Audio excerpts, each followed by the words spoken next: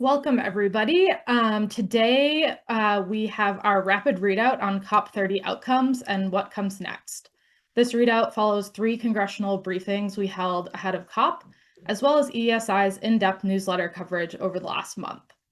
The idea behind these rapid readouts is that if you give us 30 minutes of your time, we will give you what you need to know about climate, clean energy, or environmental topics in the news right now.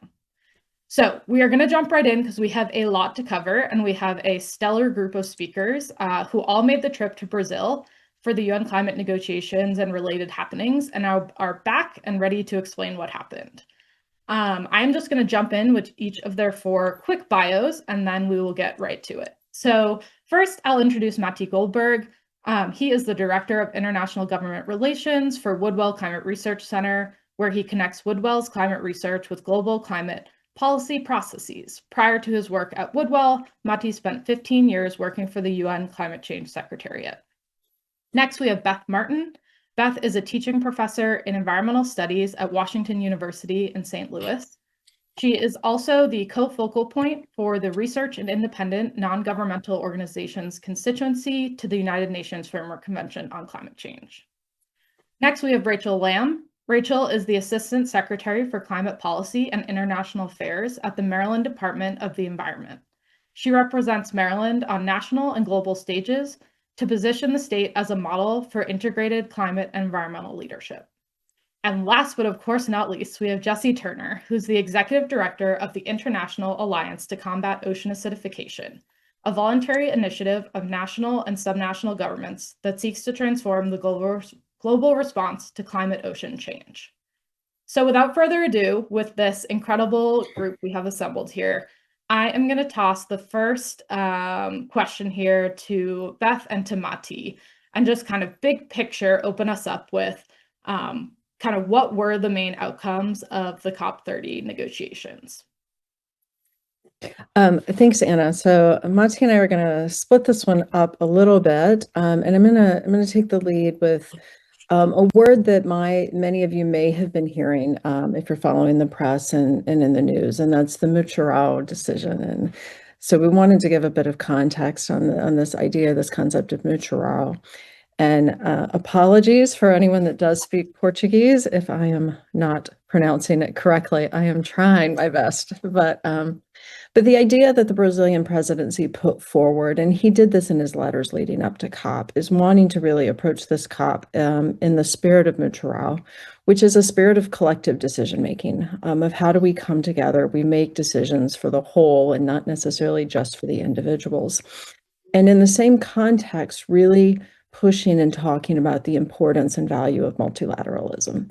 So that was a spirit that the Brazilian presidency was taking into COP and really pushed throughout the COP.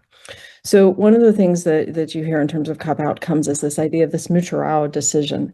So this was a place where candidly some quite controversial issues that have been percolating over in the last little bit that the presidency held consultations on.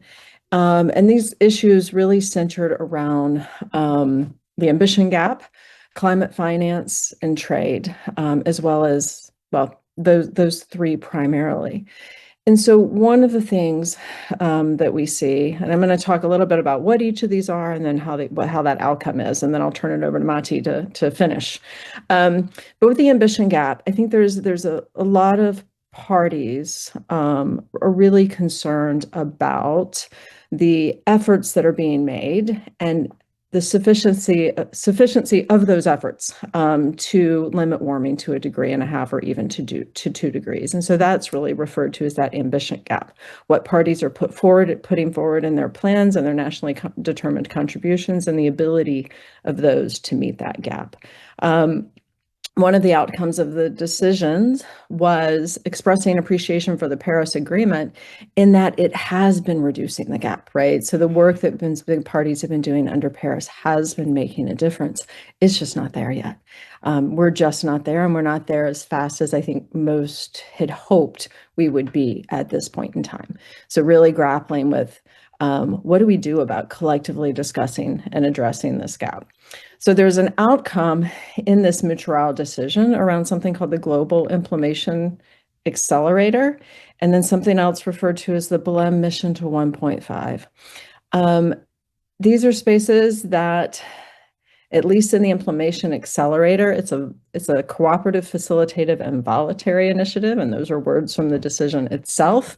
But it's pushing countries to talk about how they can keep 1.5 alive as they're implementing their NDCs and their national adaptation plans as well.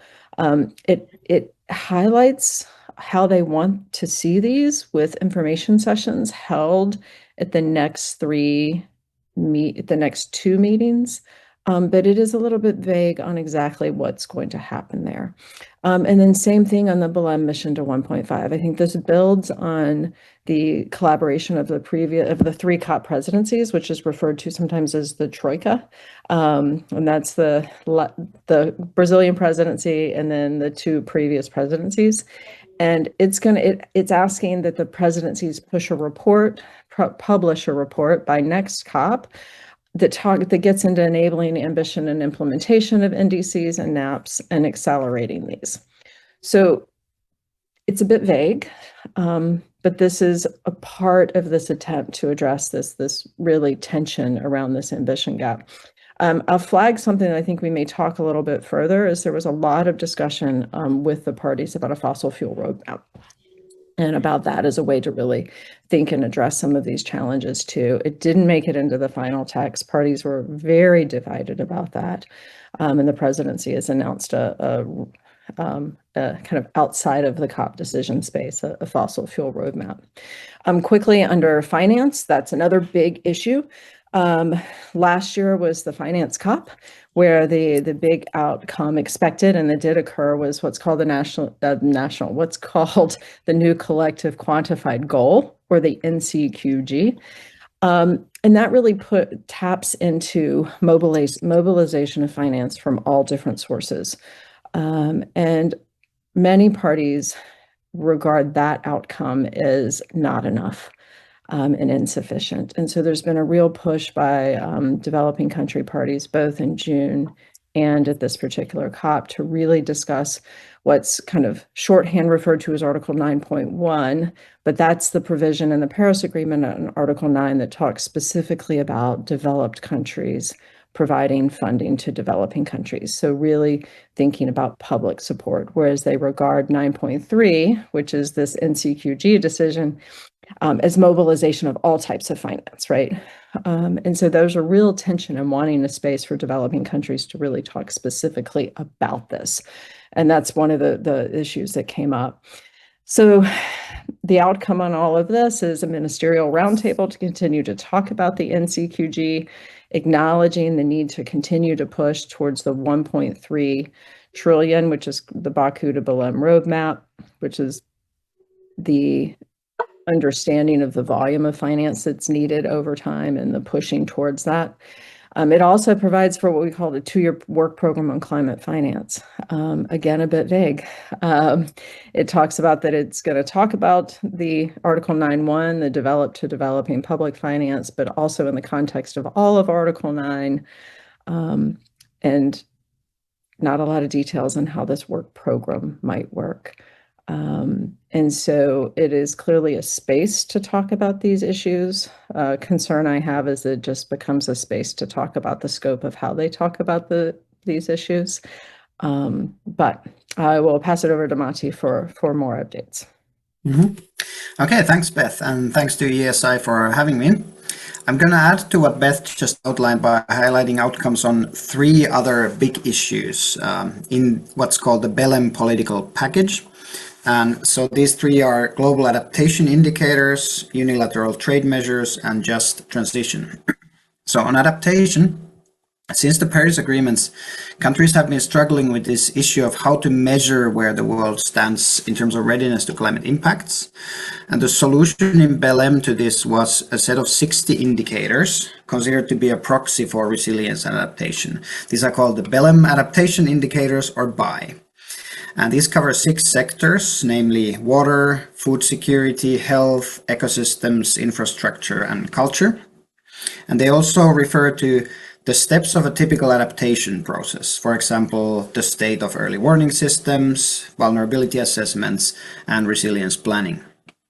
Countries are now expected to use these indicators when they report to the UNFCCC, but obviously these days there's no UNFCCC outcome that does not come with some sort of follow-up work. So in Belém, countries also launched 2 work streams to figure out how to use these indicators. And they also launched the so-called Baku adaptation roadmap, which should look more holistically at what is the future of adaptation and resilience work under the UNFCCC. So that's adaptation. Then the other big issue at this COP was the question of unilateral trade measures. Back in 2024, the EU launched what's called the Carbon Border Adjustment Mechanism, or the CBAM, which puts a fee on the carbon content of imports.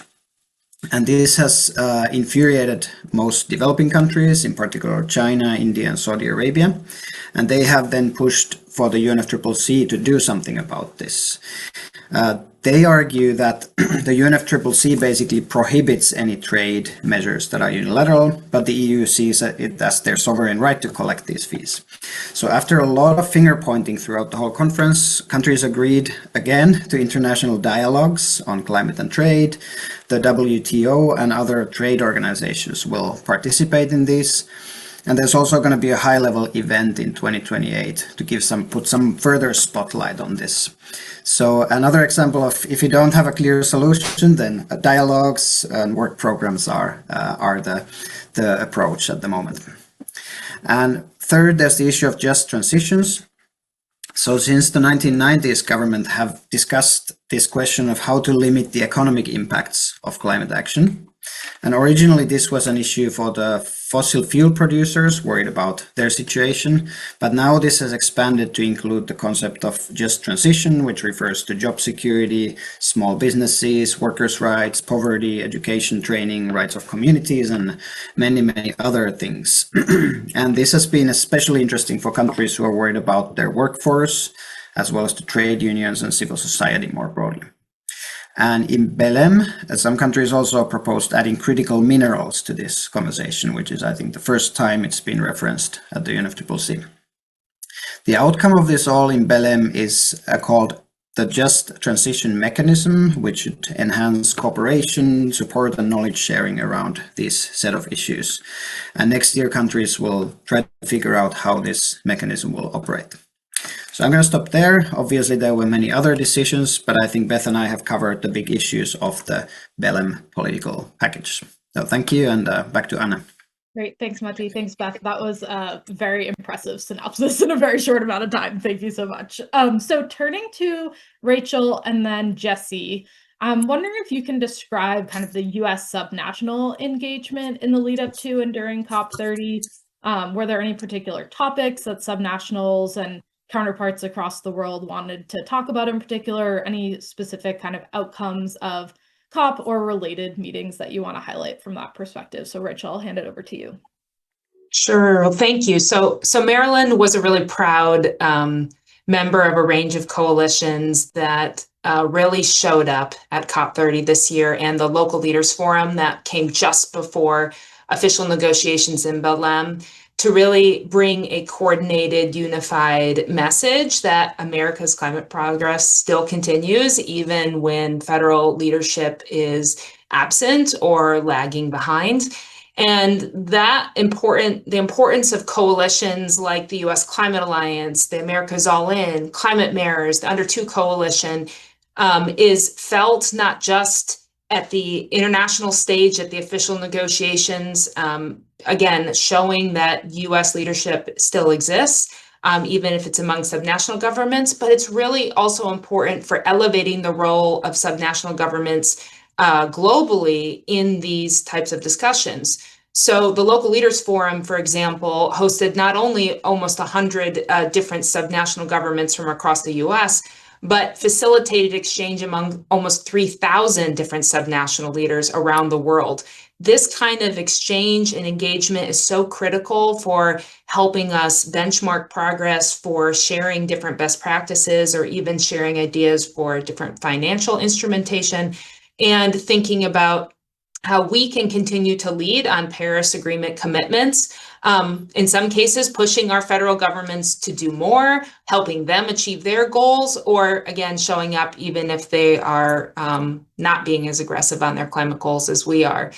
Some of the engagement topics that I want to elevate were, of course, the importance of taking action on methane as a super pollutant and some of the role that subnational governments can play in helping to achieve the global methane pledge. Again, thinking about the importance of resilience and nature-based solutions. Local jurisdictions like cities and states are on the front lines of climate impacts. And so thinking about how we can help mobilize support for finding those win-win solutions where we can continue to make progress on reducing emissions while also keeping our communities more safe and secure is incredibly important. And I think connecting to the climate finance discussion, a lot of times the international financial instruments that are available are only available to national level governments. But there's a real importance for subnational governments like regions, provinces, states, cities to be able to gain direct access to that climate finance. We are leading with a lot of examples, like in many US states like Maryland, we have green banks and really interesting models for blended capital. We need to do more of that, and we need to really advocate that a lot of that international finance is also made available to subnational governments.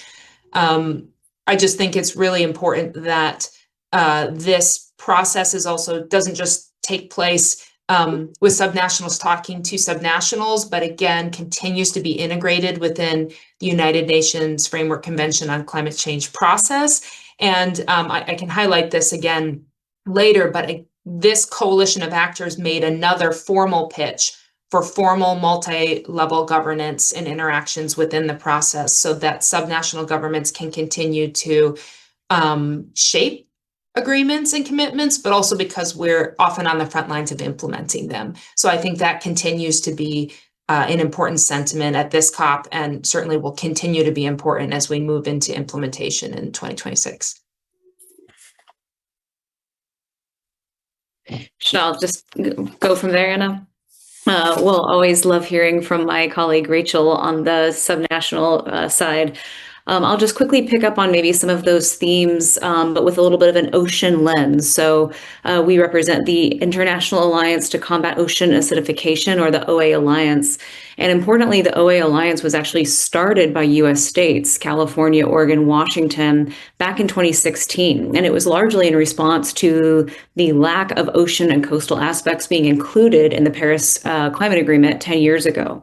And so since that time, we have built up our membership and our constituency to include other US states. We also have a strong membership of municipal governments, of ports, of even tribal governments, and then expanding into national governments. We've got about 22 national governments that are parties to the Paris Climate Agreement, about, 14 US states, and several other subnationals in the US. And I mention that background because, again, it's very US state driven, but very much focused on the absence of ocean mitigation and adaptation across the Paris Climate Agreement. So for the last 10 years, states have been really leading that conversation, taking cues through groups like Under 2 MOU, US Climate Alliance that Rachel spoke about, and just bringing that ocean lens. And I think one thing that's really still struggling, or maybe still absent at the UNFCCC even 10 years on, is that these impacts of carbon emissions and greenhouse gas emissions on our ocean, warming, ocean acidification, oxygen loss, really don't show up in conversations around adaptation. And increasingly, we are starting to see a little bit more on the ocean solution side, on the mitigation side. So talking about how do we think about offshore renewable energy? How do we think about decarbonizing shipping or other ocean transportation sectors, and increasing things like blue carbon, and even things that are a little bit new to the discussion on the tech side, like marine carbon dioxide removal. And so those are all things that, sort of have a place for discussion at the UNFCCC, and the states have really been leading the way. I would just quickly say on maybe over the last 5 years, the states kind of show up a little bit, even talking about the federal leadership on these types of topics. It really is novel in the world that you have federal or even state governments looking at things like ocean warming, acidification, oxygen loss, and direct management responses to those things, with an emphasis on seafood, local economies and seafood security, coastal communities. So they have a lot to bring to that conversation and have done so. I would say on the outcome side for this particular COP, just looking at time, the COP30 action agenda that was mentioned by the previous speaker does include a blue package. So really trying to look at those ocean solutions and thinking about renewable energy, blue carbon, decarb of shipping, and really promoting things like a blue NDC challenge for getting parties to be incorporating those into their NDCs. I think we have a little bit more to go on the adaptation side. The indicators, I don't believe, include anything explicit about oceans, but that is a place also where US states have a lot of information sharing of some of the strategies that countries should be looking to in that sort of coastal adaptation agenda. So I'll pause there, but that's sort of the way that we've tried to bring the ocean elements from US states into this conversation, just as Rachel said, shaping the negotiation, but also sharing that on the ground information exchange between subnationals and national governments. That's great. Thanks, Rachel, and thanks, Jesse. Kind of building on your mention of the action agenda, there's, and you and Rachel touched on this, but outside the negotiations, there's also all sorts of announcements and progress reports that are mentioned. Matti, maybe I can toss it to you to share a couple prominent ones that you noted, and then if anyone else has ones they want to add on, we can do a rapid fire because somehow we are already far through our session here. So Matti, over to you. Sure, yeah. I can just highlight 4 of the kind of major announcements that we heard at the COP.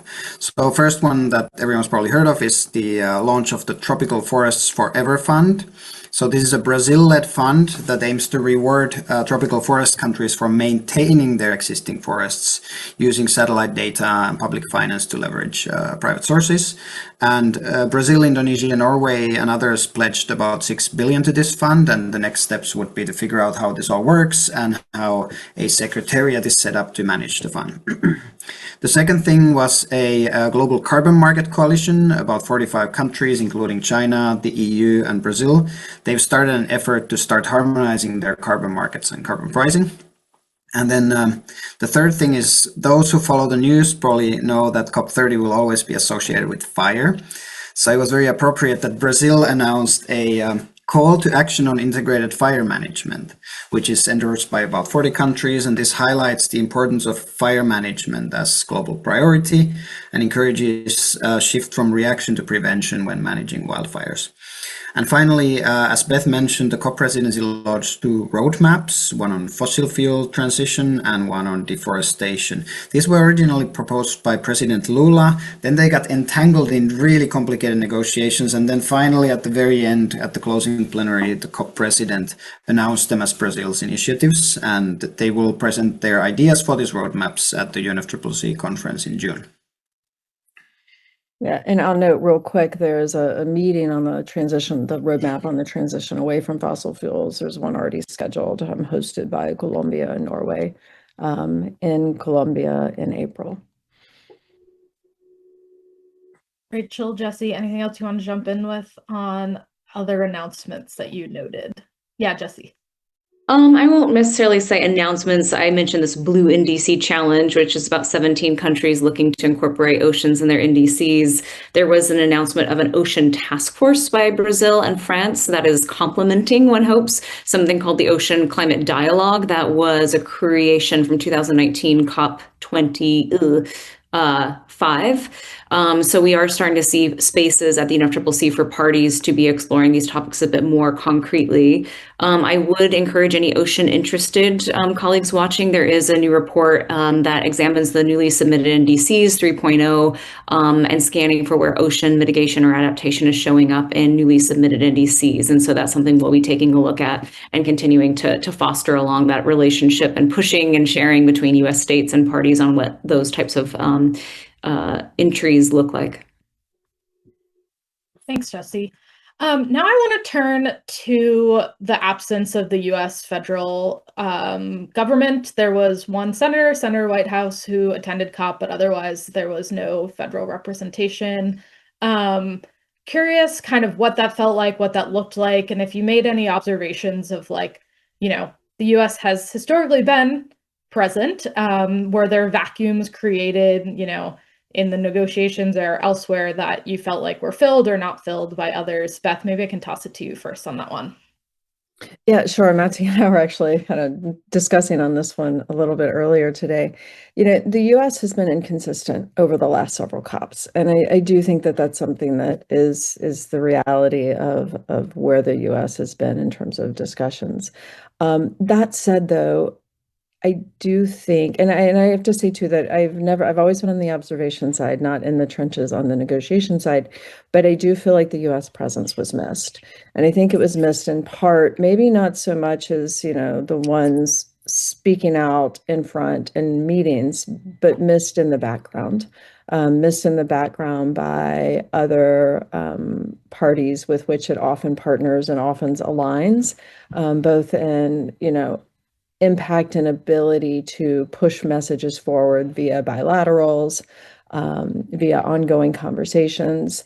And, even though the U.S. has been a bit inconsistent in terms of messaging over the last several years, the U.S. team had been consistent, right? So the U.S. team that had been there had been relatively consistent and did have a fair number of relationships, longstanding relationships that I think were valued by many other parties. So, my take is that the U.S. was missed in that context. It's just its ability to work bilaterally and work behind the scenes. And I'll turn it over to someone else if anyone else has any other thoughts on that. Thanks, Beth. Jesse or Mati, did you want to jump in on that one? If not, no worries. Great. So, Rachel, I wanted to send the next question to you, and if anyone else wanted to comment, please jump in. But curious, kind of, you go to these international meetings, and then you come back to Maryland. What does it look like? And, why does it matter that Maryland is showing up in these spaces? And then how does it kind of inform policymaking that happens in the state? Or, if you can kind of reflect on how it might impact federal level policymaking as well. Any thoughts on that would be wonderful. Yeah, well, certainly as I mentioned before, we are sending a serious message to the rest of the world that by showing up, states are taking climate action seriously, even in periods of federal uncertainty. And we want to let the world know that the US does remain a serious climate actor. And I think that's really important, not just as something that we're declaring or saying when we're literally in the room talking, but we also want to emphasize that the US, particularly our states that are showing up, our goal is to continue to be a good partner for investment relevant partnerships. We know we need to continue to support our local economies and build climate resilient economies and communities. And to do that, we need to continue to be relevant in our partnerships with other subnationals and national governments around the world, because one of the greatest, threats that we're facing to that is our climate challenge. And so by showing up, we are not only offering that invitation, but we're also putting on the table what we continue to accomplish together. So you mentioned important announcements. The U.S. Climate Alliance, which is an alliance of 25 different governors and U.S. states, showcased in our annual report, which we released at the local Climate Action Forum, that our collective emissions are down 24% since 2005, and our GDP has increased 34% across the member states over that same time period. We are strategically making investments in our communities to increase affordability and to support economic growth while still making sure that we're reducing emissions in the process. And we want to continue to work with all partners to be able to continue making that progress. That still includes trying to work with our federal partners to get it done, because we're better together when we work with our federal partners. And it means continuing to support bilateral relationships with other governments. So Maryland was one of many governments that did continue those bilateral relationships with MOUs, new investment partnerships. and we want to continue to do more. So continues to be important, not just for what we're doing abroad, but how we protect our communities here at home. Thanks, Rachel. Super helpful. Okay, so we have just one more moment here, and I want to give everyone kind of one last word on if you had to leave congressional staff, EESI's main audience, with kind of like your overarching takeaway from COP30 and related happenings, somehow putting that into one sentence or so, kind of what would that be? And Matti, maybe I can throw it to you, and then we'll go to Beth, Jesse, and we'll end with Rachel. Mm-hmm. Sure, yeah. This is not a coherent summary, but just to highlight that, this was again kind of advertised as the COP where we move from negotiations to implementation. I would not say that really happened, because implementation in the end needs to happen at the national level. Rather, perhaps we moved from negotiations into work programs. That seems to be and it seems to be a pattern now. And the other thing, just to highlight, that we will have a dual leadership of the COPs for COP31 between Turkey and Australia. They have defined some terms of reference for that, but I am not sure yet that they cover actually the full range of questions that emerge in that setting. So it will be an exciting year ahead for COP31. Thanks for raising that. That is a good point of kind of what's next. Beth, over to you. Yeah, so, well, Matti said a couple things that I was thinking, but first I'd like to just say thank you to all the staffers. I know that, you guys have a challenging role, and I appreciate your interest in what's going on in this international space. So thank you for that. And I think probably speak for all of us that we're always happy to answer any questions. But picking up on the implementation component, I really do critically think that we're dealing with an ambition gap, and a lot of that comes to with how we're all able to come together. And I think that so much depends on what countries put in their NDCs, and then how we're able to implement those, and that gets down to the subnational and to the local level. And I think that that's really where we can have concrete impact in our space, regardless of the U.S.'s role or position in the international space. So thinking about what we're able to enact and do at home in terms of implementation and addressing that ambition gap is really important. Jesse, over to you.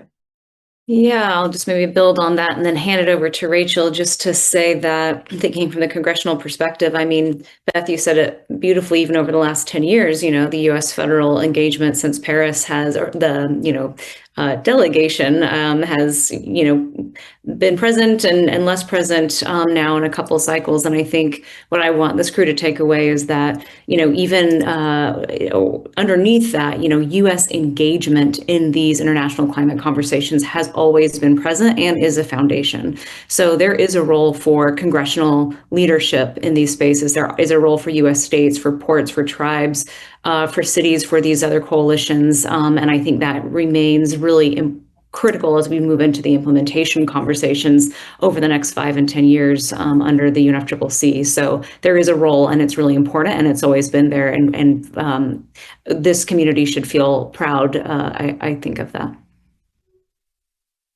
Rachel, last word, over to you. I just want to echo that sentiment. I want you to know that for many of you who are in the trenches trying to find ways to move forward and make progress on the many issues that are impacted by climate or climate-centric, you have partners in U.S. leaders that want to support that effort. It could be states, it could be cities, it could be corporates, it could be NGOs. There are many working to continue this good work on the ground. COP is a really important moment to showcase to the rest of the world that the U.S. is still doing work. And then the rest of the year is the U.S. continuing to do that work and to bring in new partners. So the work continues. We're motivated and appreciate your partnership in that. Thanks, Rachel. And thank you to Matti, Beth, Jesse, and Rachel. This was a really fun half-hour quick-hitting conversation about what came out of COP, and also kind of forward-looking in the work that we have ahead. So many, many thanks. And I also want to thank the full EESI team. It has been a tremendous effort over the last month or so on covering COP. So thanks to everyone who contributed to that on our team. And of course, thanks to our videographer Choi, who always makes this possible. I did want to mention that EESI's final briefing of the year is Friday, December 12th. We are covering where key clean energy tax credits stand, so you won't want to miss that. It is online only from 12 to 1 Eastern. And in general, the best way to keep up with all of our resources is to subscribe to Climate Change Solutions, our newsletter, and you can do that at eesi.org. We also have a survey, which a little QR code is about to pop up, and we welcome your feedback on this and all of our sessions. So scan that and let us know what you learned and what more you want to hear from us. Thank you everyone so much for joining us today, and hope everyone has a wonderful Thanksgiving.